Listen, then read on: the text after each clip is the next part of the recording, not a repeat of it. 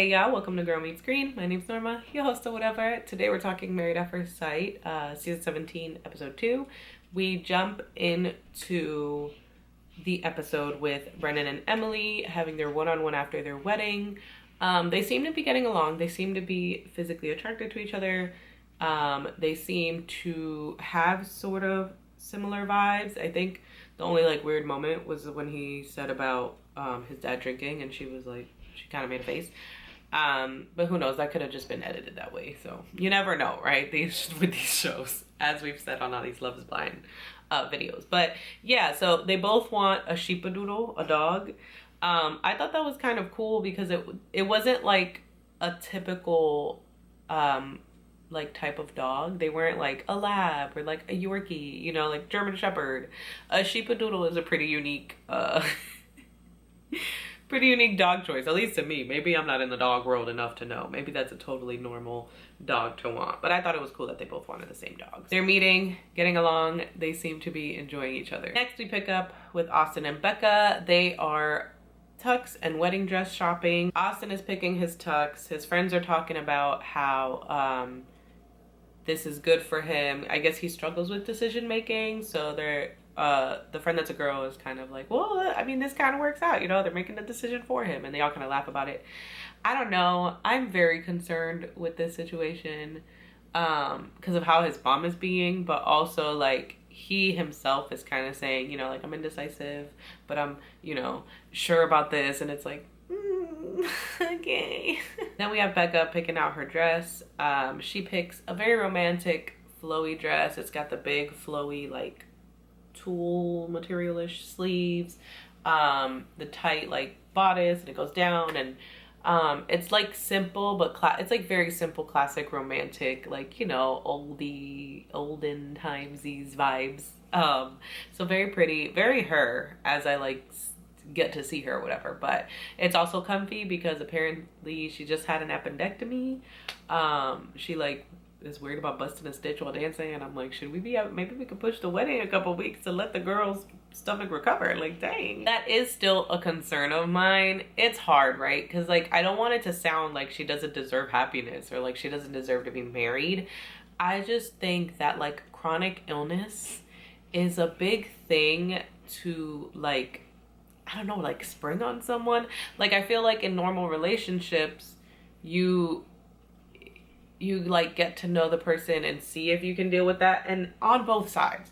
Not only is it like in a normal relationship, you as the person with the chronic illness get to see how that person helps you through that to decide like, okay, this will be my partner. And then also on the other side of it, of like deciding if you can take that on, like if you can be mentally strong and able and willing to take that on with that person. So it just worries me that this could be a really bad experience for her if he's not like understanding, or if he's not willing to like be what she needs in those situations. Let's talk about them on a more positive note. He sends her perfume as a gift, and it's like her perfume, the perfume she wears every day. That is pretty cool because I feel like smells can be tricky. She was super bubbly walking up to the altar, like it was so cute. She's like, oh my god, I want to hug everyone. She looked like oh my gosh, so the lead character from Enchanted, who was like all like bubbly and like like I love everyone. So that was really cute. He cried. He cried, and honestly I'm kind of interested to know why from him. Like, so I feel like we all assumed that like, oh, he was just so overwhelmed by her beauty, or like he was so happy that it was her. I mean, but it could have also been like, holy shit, what am I doing? I don't know. But we're gonna go with he was overwhelmed by her beauty. But she could be a lot. She was like cussing up there, and I was like, dang, like I don't have like, I think if people cuss, no biggie. We grew up with my uncle using the F word to end every sentence, or like as a part of every sentence, so nothing wrong there. It's just like settings, you know, like where I'm like, not at your wedding. Like, do you really want to look back at that and be like, girl, I was cussing left or right in my ceremony, you know? His mom didn't really look comfortable with that. His mom was like, okay. Her friends put something about her like sexual prowess in her in their message to them. Like, you doing a lot. You're doing a lot. She does have him do the Jewish tradition of breaking the glass. I don't, this is the thing that's tough about this show, right? Obviously you want all your traditions in it. We have Orion who will like talk about his, but like it can be tricky when you're like making the other person do it or putting something significant in your wedding. I feel like in a traditional dating situation where you like wind up in marriage, you have those discussions beforehand. Are you comfortable with jumping the broom? I know that's not your tradition, but is it okay with you? You know, are you comfortable stomping the glass? I know you're not Jewish. Things like that. They have their one-on-one. They seem to be physically attracted to each other. He also does, again, seem overwhelmed. Like, she's talking, you know, she's cleaning his face, she's fixing his hair, like, and she's just like talking and talking, and he just kind of looks like a deer caught in headlights. And that's just me, and maybe I'm just like negative Nancy over here, but again, I wish these people nothing but the best. We move on to Cameron and Claire shopping for their tux and dress. We don't get much from Cameron. I'm with other people. Where are his friends? Like, where are the, apparently he's been in America for 10 years, so like you don't have a close knit group of people to, you know what? I am such a hypocrite. I've been here 7 years, and I have at least one friend. But yeah, you know what? I would definitely look like Cameron. Probably even worse, because like other than that one person I have, it's just Cam's side of the family. So never mind. Can't judge that. Can't judge that. I get it. I totally get it, Cameron. I think his pseudo parents were at his tux fitting, and maybe like his cousin or a friend or something.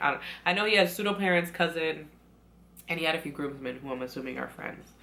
But yeah, I don't, unless I was like zoned out, they don't show a ton of like deep, meaningful stuff. We have Claire dress shopping with her mom and like sisters or friends, I don't know, some women. And she's crying because she's, you know, talking about how like guys never want to like take that next step with her. They're always like, yeah, you're great, but like, don't know about that. So she's just excited that this experience goes this way, because she'll get to that point. She's a beautiful woman. I'm wishing her nothing but the best. But we move right along to Orion and Lauren's wedding. Orion talks to us about his bun and the meaning. It's thread, like basically like a bunch of white thread, and they wrap your bun in it. It's part of his Native American culture. Forgive me if I get anything wrong. But it basically is like, symbolizes you being pure, of sound mind, in the best place you can be to do this thing you're doing.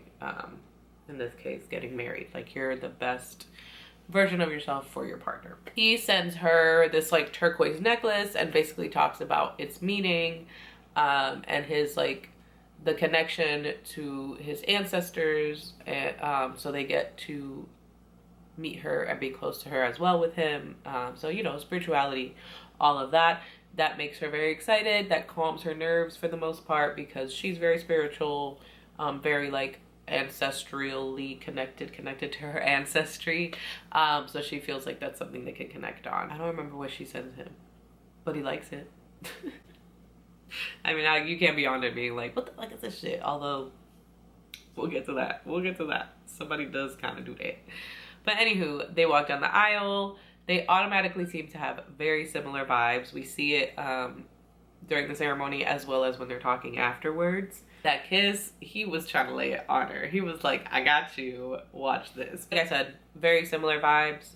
When they're talking afterwards, they're really connecting and like on having the same feelings, and like just believing that this was like the best match, best case scenario for them. I think, again, like them being both very spiritual, very like, I don't know how to explain it, you know, like very faithful, like, you know, having faith in the process, in the outcome, like having faith that this is what they're supposed to be doing and where they're supposed to be. So I think it's really cool that they're both like connected on that plane. Yeah, so I'm very excited to watch them. I hope that they are one of the couples that's like not the drama. You know, in all these type of shows, you have couples that are the drama and couples that are just like hanging, chilling. I hope they're one of the hanging, chilling couples. Give me everybody else's drama. Don't do them. Michael, now listen. Oh my God. After this scene with Michael, they kept freaking showing him. They showed Michael like 3 times, and I'm like, leave the man alone. Oh my God. But anywho, we get Michael's whole process. So like him getting ready for his wedding, talking to his friends about everything he wants, etc., etc. Turns out the crown and the sword were sent to him from his wife to be. So all of us that was like, that's a choice. It was not his choice. So I don't think I ever said anything like negative about it, other than like, oh, it's like different, eclectic, like very much acquired taste, like he said. I think that's what I said. So I'm good. Some of y'all gotta apologize. Just kidding. But yeah, so it wasn't him. She sent it to him. Also, he didn't like wear it the whole time. He walked in without it. He put it on for like a second just to be like, oh, look what she gave me. And took it off when she came up to him. They show her basically telling him she can't do this. It's like dubbed over. So I don't know if they did it to like cover up her voice, because they don't show her face or anything. They cover up her voice. He's very sweet about it to her. You know, he's like, I get it. You're the only one who knows how this feels for you. And so I wish you the best or whatever. And she leaves. He's talking to his friends. His friends are like, we'll be upset for you. Like, we're upset that she did this, blah, blah, blah. Then there's another scene again of him receiving the gifts he gave to her back with a note from her, basically like saying she's sorry. He's a great guy, blah, blah, blah. He's sad. He's struggling because he feels disappointed, because he felt like even if she was nervous, he was hopeful that her getting to the altar and seeing him would reassure her and like, you know, kind of give that motivation to like continue to go through the process. So he's kind of sad about it. And then I think they show him like driving away. A lot of scenes that were not necessary, and it's why I keep believing something else is going to happen. I've been hearing that they're going to give him another wife. There's going to be something. There has to be, right? Because I don't see them showing all of this and then that's it, right? Like, because that'd be kind of crappy to do just for the drama. And then I'm trying to figure out like why they're fully covering up her face and all of that, but not his. I feel like he would be afforded the same luxury. So in my head, my thoughts are either he okayed this or he encouraged them to show him, or they're getting him another wife or something along those lines. And so that's why he's still here. I don't know. We'll see. I do know that they showed him way too much in this episode, and it was very, very depresivo a little bit, okay?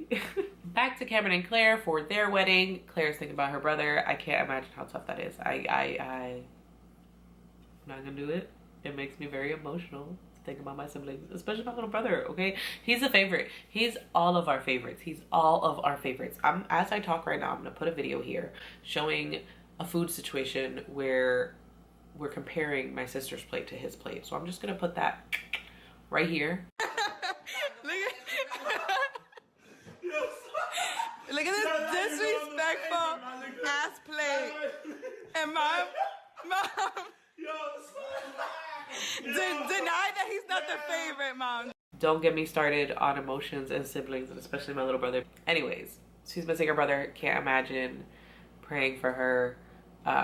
She has a good support system in her mom and siblings, so that's wonderful.